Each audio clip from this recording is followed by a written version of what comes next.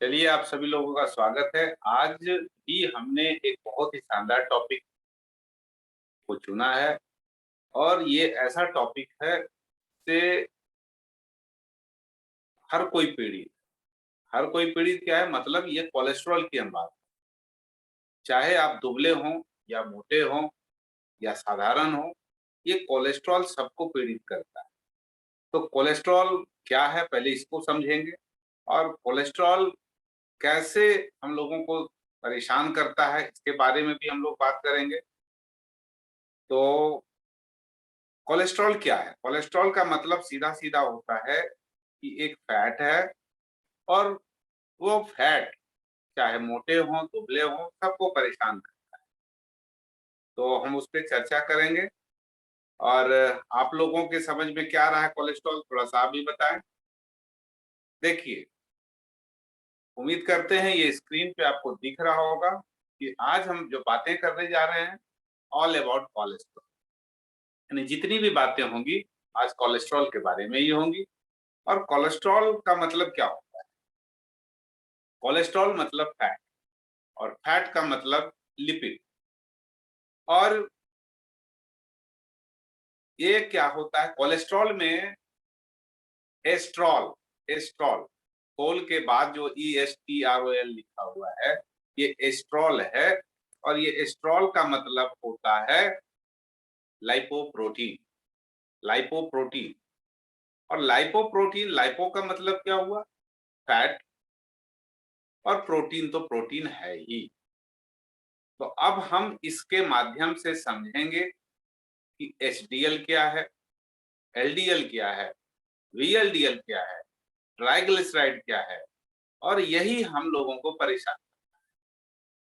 तो आप एक सांकेतिक आप ऐसे समझ लें कि आपके सामने HDL है और HDL में जो हमने सांकेतिक चित्र बनाया है, ऊपर में हॉरिजॉन्टल रेखाएं हैं और नीचे में जाली नुमा बना हुआ है।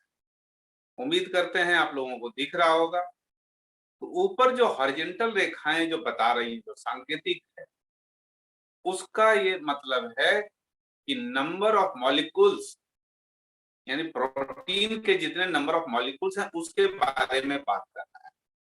मतलब HDL में आपका नंबर ऑफ प्रोटीन का नंबर ऑफ मॉलिक्यूल्स ज्यादा होता है और फैट की मात्रा कम होती है। That is called HDL, high density lipoprotein. तो ये बहुत बढ़िया होता है क्योंकि इसमें फैट की मात्रा कम होती है और प्रोटीन की मात्रा अधिक होती है, इसलिए ये हमारे शरीर के लिए बेहतर है। LDL क्या होता है? LDL में प्रोटीन के मॉलिक्यूल्स की संख्या कम हो जाती है। ये बीच वाला में आप देख रहे हो।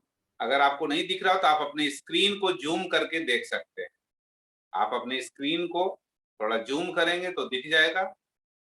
तो LDL में क्या होता है कि प्रोटीन के जो मॉलिक्यूल्स हैं उसकी संख्या घट जाती है और फैट की मात्रा बढ़ जाती है। तो LDL क्या हुआ? Low density lipoprotein.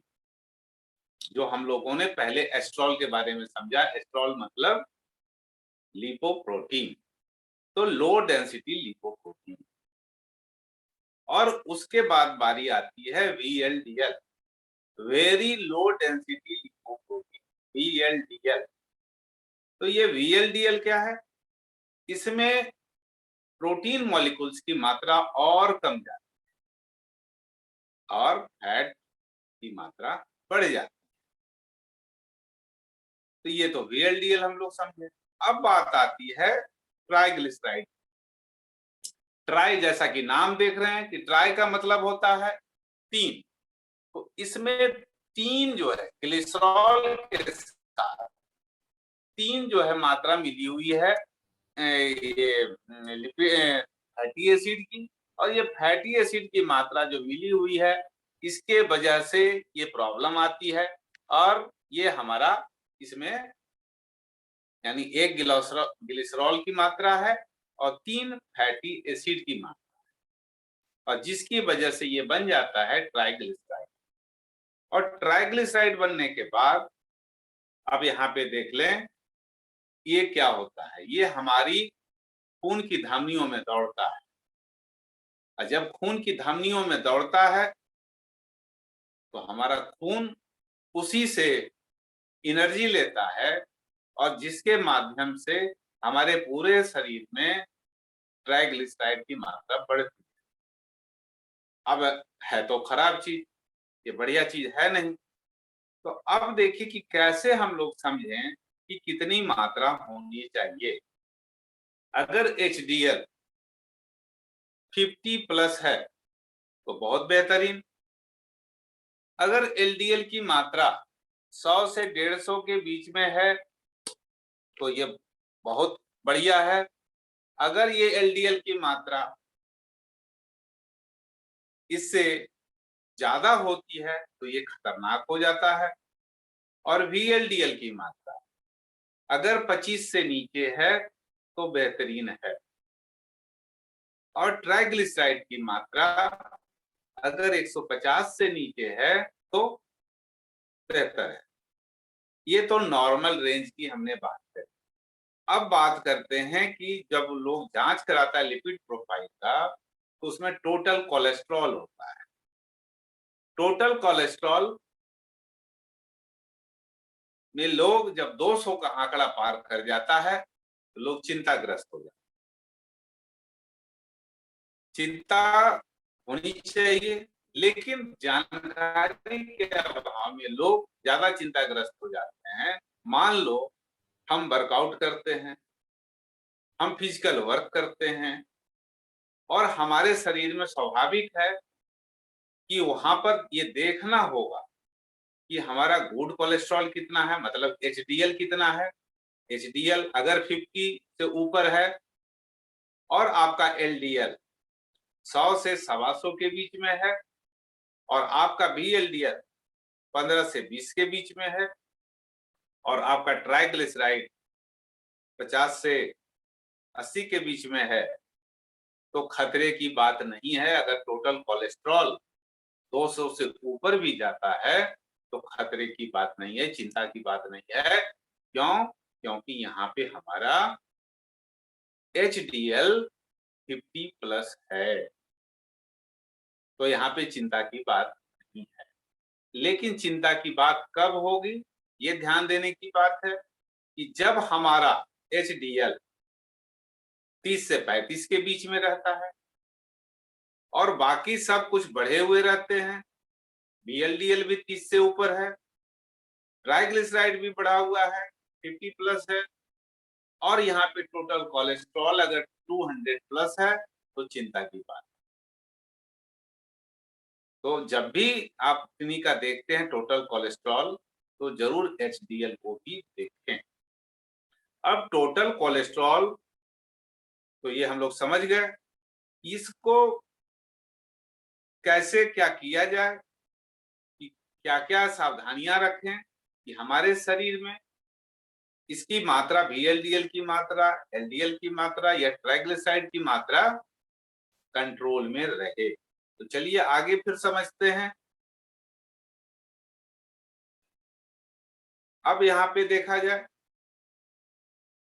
कि जैसे हम लोग चिंताग्रस्त हो जाते हैं कि अरे अब बाबा फैट हो गया तो अब क्या करें। तो फैट जो हम लोग खाना खाते हैं, दो तरीके का, एक नेचुरल फूड होता है, एक अननेचुरल होता है। अननेचुरल का मतलब प्रोसेस्ड, पैकेज्ड। कल भी हमने बात करी थी कि जो भी पैकेज्ड फूड होता है वो बहुत ही खतरनाक होता है। तो जो पैकेजिंग हो गया उसका मतलब वो प्रोसेसिंग से गुजरा। और जो भी नेचुरल है, जैसे हमारे पास पीनट हैं, हमारे पास काजू हैं, हमारे पास नारियल है। तो बहुत लोग कहते हैं ज्यादा काजू नहीं खाना चाहिए। सही बात है, काजू ज्यादा भी खा लेंगे कोई दिक्कत नहीं है, क्योंकि काजू में 0 कोलेस्ट्रॉल होता है। फैट होता है मतलब कोलेस्ट्रॉल उसमें 0 है। उसमें प्रोटीन के मॉलिक्यूल्स ज्यादा है, प्रोटीन के मॉलिक्यूल्स ज्यादा हैं, और वो जाके हमारे शरीर में HDL का ही निर्माण करता है। तो जितने भी वनस्पति के सोर्स वाले चीज हैं, जो पेड़ पौधे वाले चीज हैं, उसमें कोलेस्ट्रॉल 0 होता है। तो कोलेस्ट्रॉल ज्यादा किस में होता है? ज्यादा आपका होता है जो हमने अभी बात करी, प्रोसेस्ड, पैकेज, उसमें बहुत ज्यादा होता है। अब आम इंडियन की थाली क्या है? रोटी, सब्जी, दाल, RSDL, मतलब रोटी, सब्जी, दाल, चोखा, जो भी कह लें, यही सबके, दाल सब्जी कह लें, ये सबके घरों में चलता है। तो अब ये जो है सभी लोग यही खाते हैं। तो जो भी आपको नेचुरल तरीके से मिल रहा है उसे खाएं, कोई दिक्कत नहीं है, जो भी हमारे नेचुरल सोर्स से आ रहा है। अब लेकिन अगर हम उसे अननेचुरल बना देते हैं, प्रोसेस्ड कर देते हैं, प्रोसेस्ड करने का मतलब कि अगर उसमें प्रोसेसिंग करेंगे तो उसके जो गुड फैट हैं वो समाप्त हो जाएंगे, और गुड फैट जब समाप्त हो जाते हैं तो स्वाभाविक है कि उसमें LDL की मात्रा बढ़ जाएगी, फैट की मात्रा बढ़ेगी, प्रोटीन के मॉलिक्यूल्स कम हो जाएंगे, इसलिए वो हमें नुकसान पहुंचाते हैं। तो यहाँ पे अब क्या खाना है? कोशिश करना है कि हम लोग जितना अधिक से अधिक नेचुरल फूड खाएं, कोई दिक्कत नहीं है। प्रोसेस्ड फूड से बचना है तो ज्यादा अच्छा है। अब ऐसी बात नहीं है कि दुबले लोगों को कोलेस्ट्रॉल नहीं होता है, दुबले लोगों को भी कोलेस्ट्रॉल होता है, मोटे लोगों को भी कोलेस्ट्रॉल होता है। जो बहुत ज्यादा प्रोसेस्ड तेल खाएंगे, प्रोसेस्ड तेल का मतलब हुआ जितना रिफाइंड ऑयल खाएंगे आपके शरीर में ट्राइग्लिसराइड बढ़ेगा।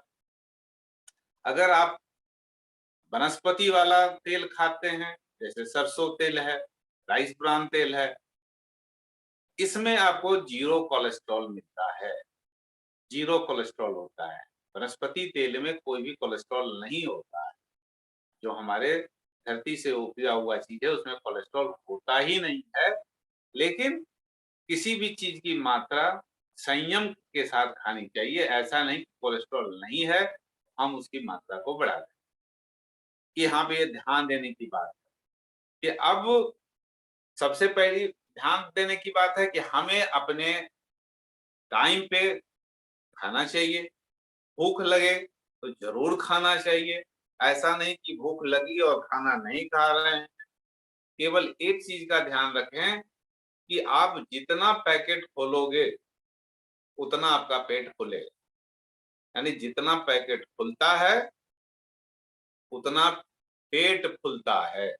पैकेट वाला खाना नुकसान करेगा। आज ये बताने का उद्देश्य यही था कि हम लोग जितना पैकेजिंग वाले फूड से बचेंगे हम कोलेस्ट्रॉल से बचे रहेंगे। अब बात आती है कि क्या करना चाहिए कि कोलेस्ट्रॉल हमारे शरीर में ना आए। तो कम से कम 3 घंटा एक सप्ताह में एक्सरसाइज जरूर करनी चाहिए। 3 घंटा एक सप्ताह, 7 दिन में अगर 3 घंटा अगर आप वर्कआउट करते हैं तो आप इससे बचे रहेंगे।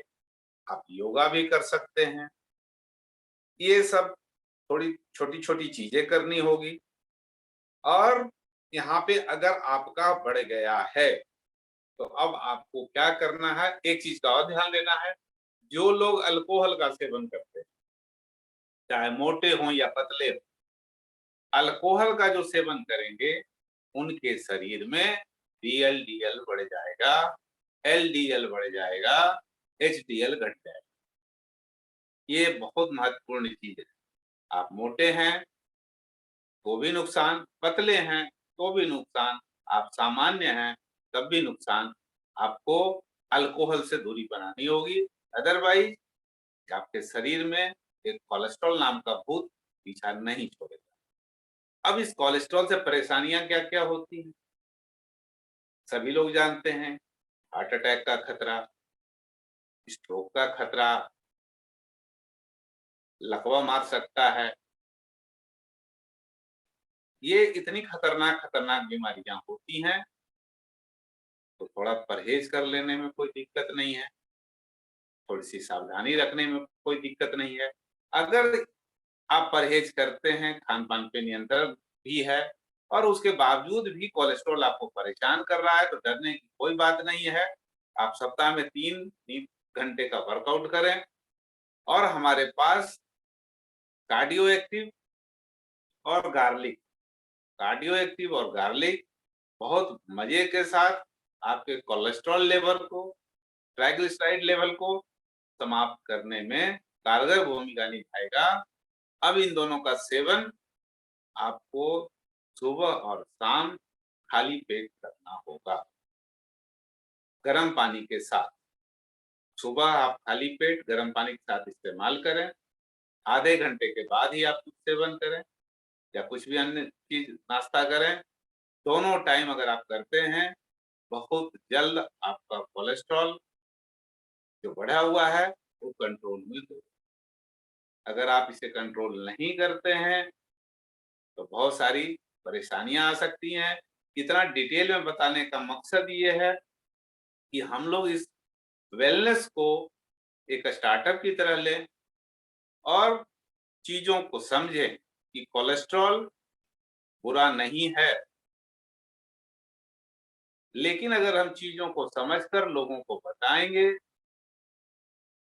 समझाएंगे, तो लोग आपकी बातों को समझेंगे और तब लोग आपके पास आएंगे। तब लोग समझेंगे कि नहीं, सही में ये व्यक्ति जानकार है और ये हमारी मदद कर सकता है। तो धीरे धीरे ही सही, थोड़ा थोड़ा करके ही सही, हम लोग चीजों की बारीकियों को समझें और आगे इस पर चलें। अगर किन्हीं को अब तक समझ में नहीं आई बातें तो बोल सकते हैं, किन्हीं को अगर कोई डाउट है इस पे तो हम बात कर सकते हैं। आप पूछ सकते हैं कि अगर कहीं पे आपको डाउट है तो।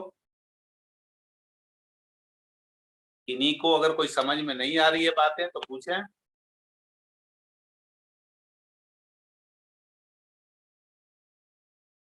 किन्हीं को कोई डाउट?